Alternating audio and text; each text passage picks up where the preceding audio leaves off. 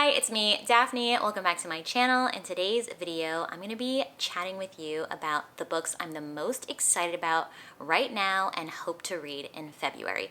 So in 2024, my main goal is to mood read like crazy. I don't want to put so much pressure on myself to read books that I'm not vibing with. I want to just go off what I purely want to read. So that's what we're doing with this TBR. I have a bunch of options and we'll see which ones I end up completing by the end of the month. The first consideration I have for February when it comes to reading books is that it is Black History Month. I want to highlight some Black stories, Black authors, and I have a handful of books for that. So let me grab the first one. I have this nonfiction book called 400 Souls. I picked it up many months ago, years ago at this point, and I'm not very far in it. I actually have the audiobook as well. Why am I struggling to juggle this book right now?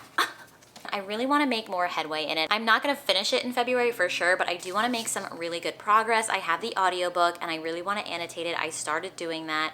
It's full of short chapters. So this is a collection of works by multiple authors and writers and poets just about the history of African Americans, you know, being on this land, how we got here, what kind of prejudice we went through, things like that. So it's from 1619 to 2019, I imagine, when this was published. It's very informative, and I think it would be the perfect time to get back into this nonfiction mood and just like prioritize educating myself further and just like equipping myself with good knowledge when it comes to very important topics like this. I would also recommend following Ibram X. Kendi on Instagram and Twitter if you care about Twitter. He's a really smart guy and he's really on it with the latest topics and like things we should care about. I think his opinions are really informative. The next one I'm super excited to get to, and that is The Heaven and Earth's Grocery Store. So this was Barnes & Noble's best book of the year. It's about African Americans and Jewish immigrants living side by side, and there's a mystery. There are probably multiple timelines in this story, a 1972 story, and then a story that takes place decades before that. Intrigued by this, a novel about small town secrets and the people who kept them. I really love starting off my year reading highly acclaimed books, so I'm hoping I love this, and it's outside of my regular reads, you know, with romance and stuff, so I'm very excited to dive into this historical fiction. And then in very exciting news, I got gifted my first ARC, and it's this book, Kinning. Thank you, Tor, for sending this to me. I really appreciate it. This is actually the second book in a series, so I'm listening to the first one on Libby right now. The first book is called Everfair. This one is obviously called Kinning, and it's a steampunk fantasy, sci-fi maybe vibe about people in Africa and like the colonization of it and kind of what would happen if they had this steampunk technology to fight against their oppressors. I think that's like the premise of the first one. I'm not super far into it. There are a lot of characters. There's some secret identity things going on, and obviously race is a key topic. Let me quickly read you this cute little quote about it. Everfair is a book with gorgeous sweep spanning years and continents, loves and hates, histories and fantasies. Set against the big canvas of King Leopold's horrific rule in the Congo, their engaging, passionate characters struggle to make the right choices in a world that is almost ours, but not quite.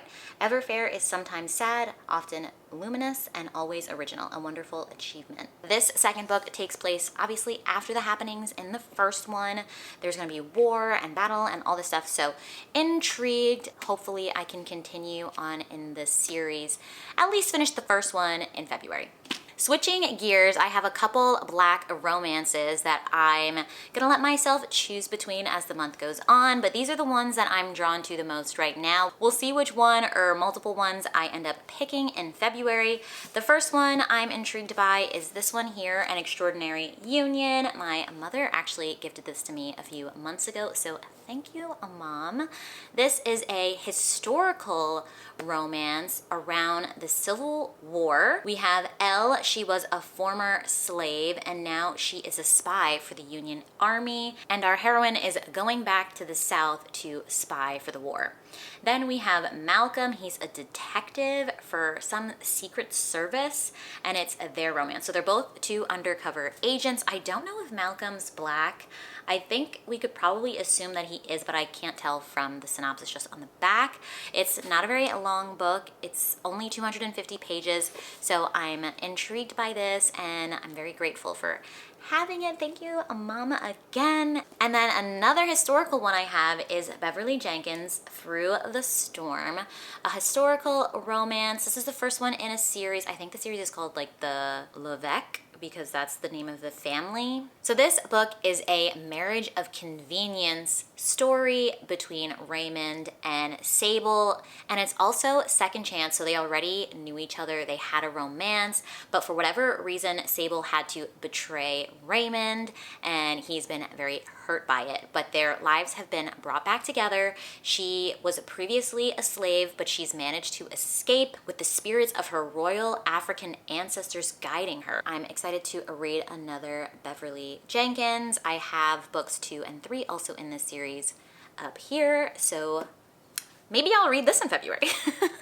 And then the third one I'm considering is The Neighbor Favor. This is another Black love story. This one is between authors. So we have our heroine, Lily, and our hero, Nick. Lily loves Nick's books, but he writes under a pen name, I believe, so they become neighbors. She's been like writing to her favorite author, Nick, not realizing it was him, and it's like this hidden identity kind of thing, and they fall in love. It looks super cute. It's just like a sweet romance about books. So I hope I love it.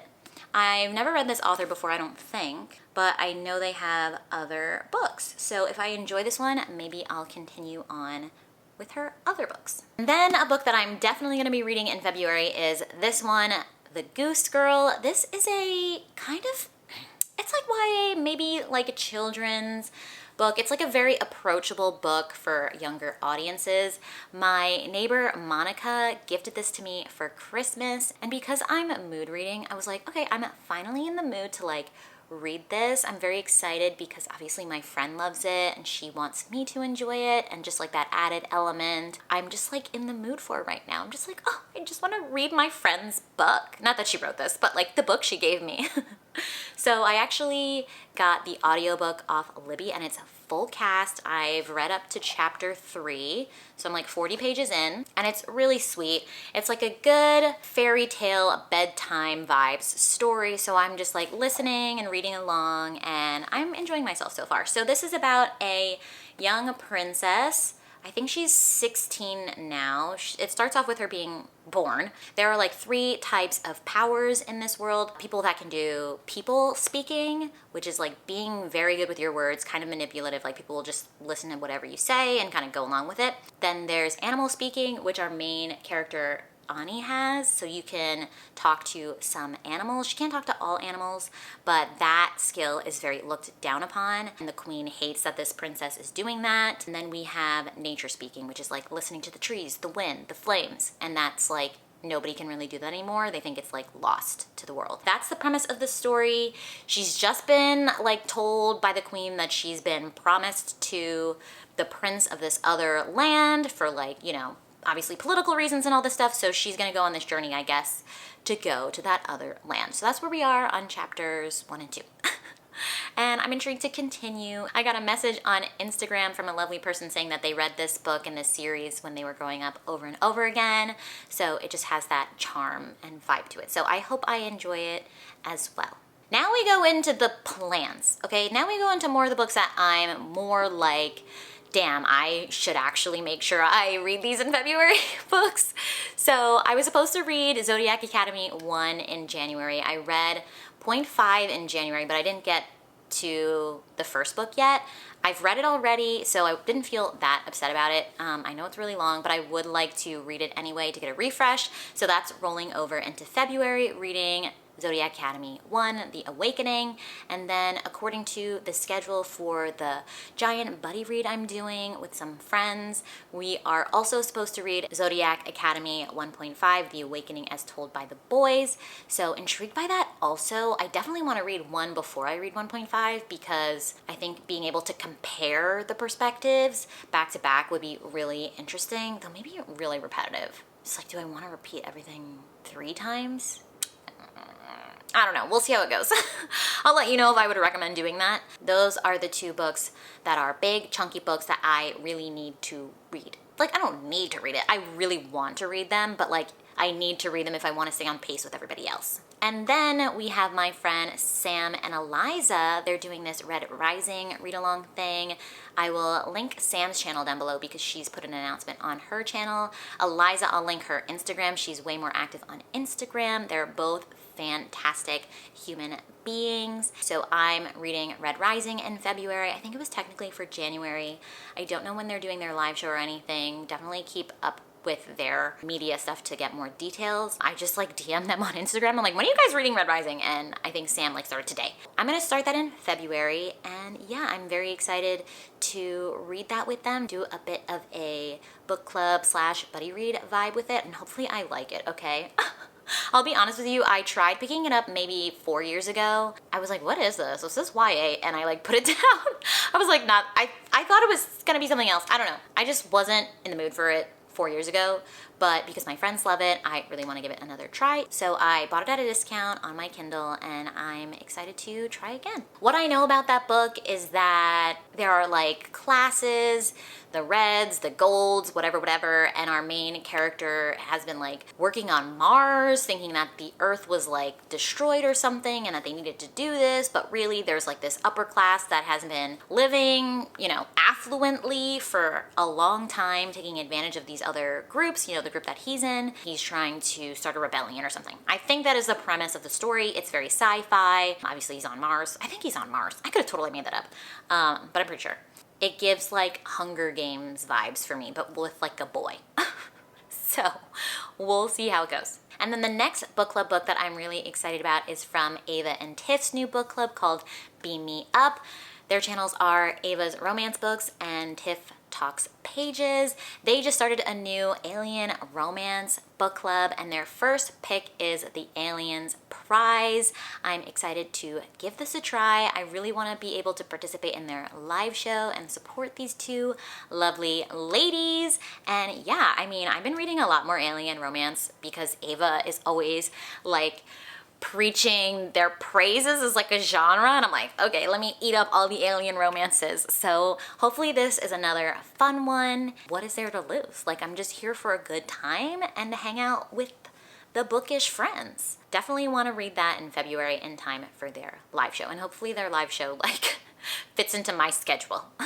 There were 2 more books that I was considering adding into this TBR, but I'm realizing that that is just gonna be too much, and we'll just wait for March because I want to do a special vlog for it and I don't want to over promise. So we'll just wait till it's more feasible, because in February with Black History Month, I really want to prioritize reading Black stories. So we're going to put this non-Black reading plan that I have on the back burner and save it for another month. So that's all I have for this video. I hope you enjoyed it. If you did, please feel free to leave this video a thumbs up and subscribe down below if you haven't already. I would greatly appreciate it, and obviously it helps out my channel, and I will catch you in another video.